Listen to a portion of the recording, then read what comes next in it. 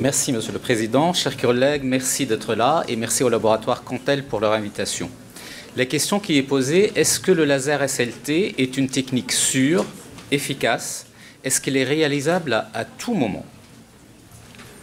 Partons de cas cliniques qu'on connaît tous et qu'on rencontre tous dans la vraie vie.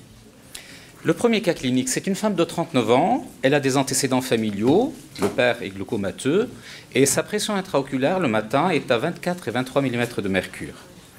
Le champ visuel, vous le voyez, montre déjà une atteinte ressonasale droit, il est normal à gauche.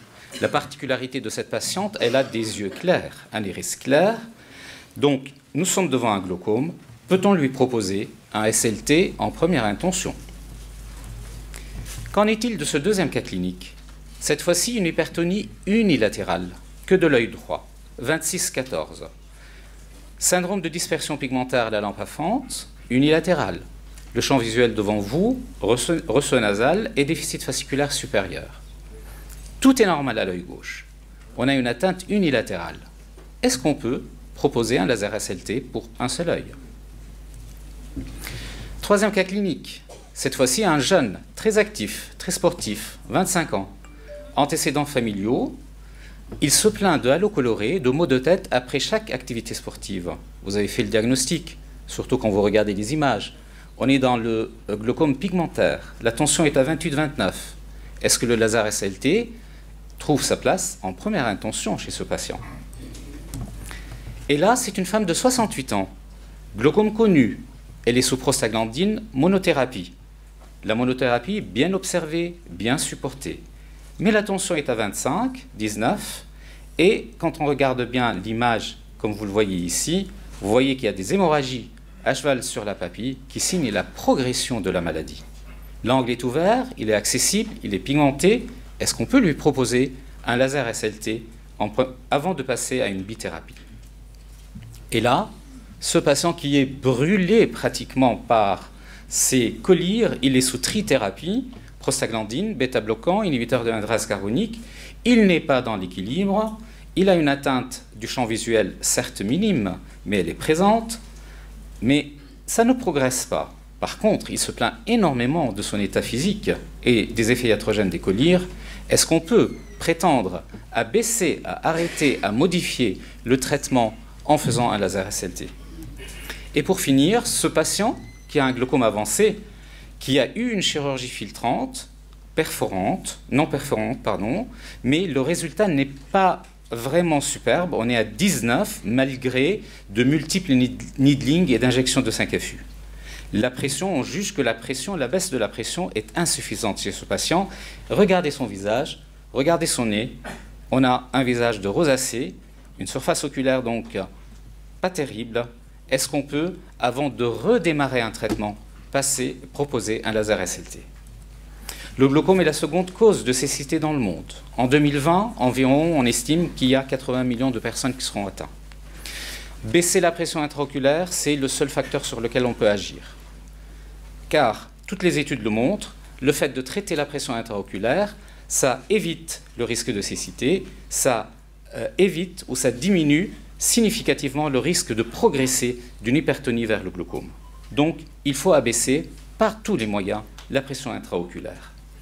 Alors, le laser SLT trouve sa place dans l'arsenal thérapeutique qu'on a pour abaisser la pression. Il cible en effet les cellules pigmentées du trabéculum. C'est un laser pulsé, il ne dégage pas de chaleur, donc il va préserver l'architecture de l'angle. Et ces effets s'expliquent par une ouverture mécanique du trabéculum, des mécanismes cellulaires et biochimiques. Sa réalisation pratique, je passe très rapidement vers l'ATINA, pas obligé. La puissance moyenne 0,9 à 1,5, mais en moyenne 1,2 millijoules. Attention, quand vous avez des angles pigmentés, comme le cas clinique numéro 3, le glaucome pigmentaire, si vous faites une puissance importante, vous allez avoir une dispersion extrêmement importante des pigments dans la chambre antérieure et une poussée tensionnelle post-laser importante. Faut-il faire la moitié de la circonférence, toute la circonférence, en évitant midi? Dans ma pratique de tous les jours, je fais en une séance 360 degrés en évitant un tout petit peu la zone de midi pour une éventuelle chirurgie ultérieure. Faut-il préparer le patient? Pilocarpine, pas dans mon expérience. Je ne mets rien. Il faut que l'angle soit accessible pour qu'on puisse faire un laser SLT. Sinon, on va mal taper, on va mal jauger et on va créer des synéchies. Donc, angle accessible, pas de préparation. Antihypertenseur local immédiat, la praclonidine, et anti-inflammatoire post-laser pendant une dizaine de jours. Qu'en est-il de l'efficacité? Est-ce que ça marche? Et là, j'aimerais bien vous présenter une étude personnelle qui a été réalisée par le docteur Boichet, que je remercie, qui est présent dans la salle. Il s'agit d'une étude rétrospective entre janvier 2015 et mars 2016 sur une série consécutive de patients glaucomateux ayant un laser SLT. L'inclusion, tous les patients glaucome à angle ouvert de plus de 18 ans avec une pression non contrôlée ou bien intolérance ou bien mal observant et qui n'ont pas eu préalablement d'autres lasers. On a relevé plusieurs caractéristiques et le critère d'évaluation principale était l'évolution de la pression intraoculaire à 1 an. Est-ce qu'on a été efficace? Les critères secondaires, est-ce qu'on a pu diminuer le nombre de collyres à 1 an? Voici nos résultats. En moyenne, comme vous pouvez le remarquer ici, on a moins 19,6% de baisse de la PIO.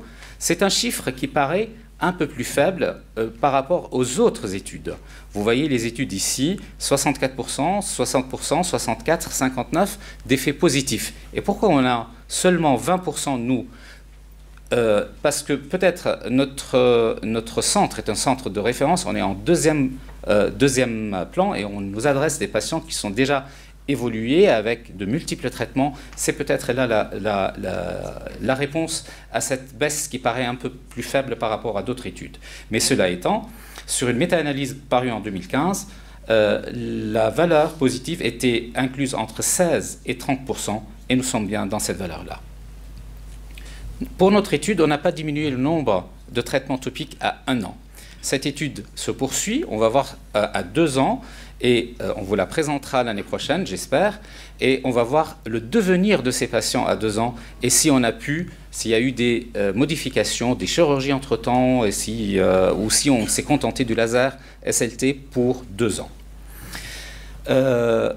D'autres études ont montré, par exemple, Giocanti, sur 28 patients, il a retrouvé une réduction de traitement local dans 58% des cas.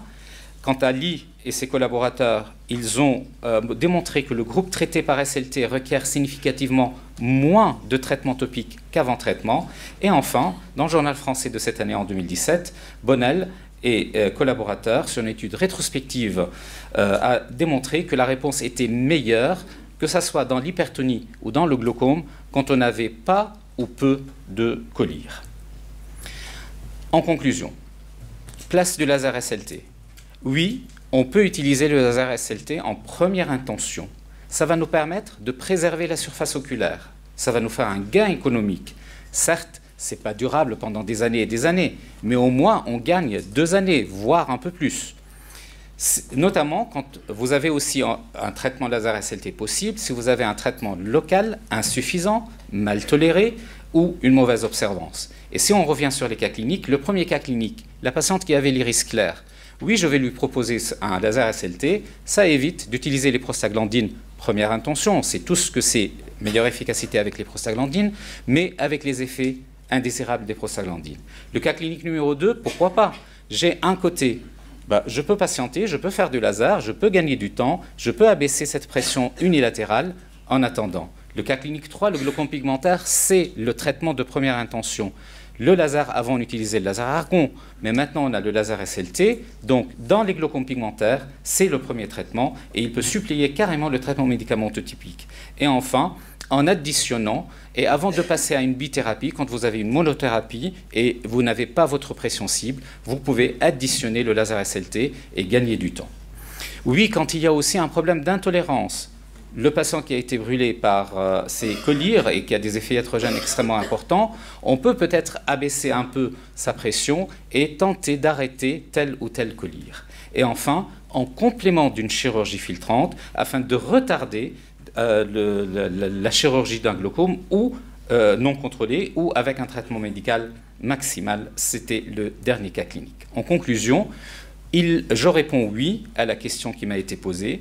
Le laser SLT constitue une technique sûre, efficace, réalisable à différents moments, à condition d'avoir un accès convenable à un angle pigmenté. Je vous remercie.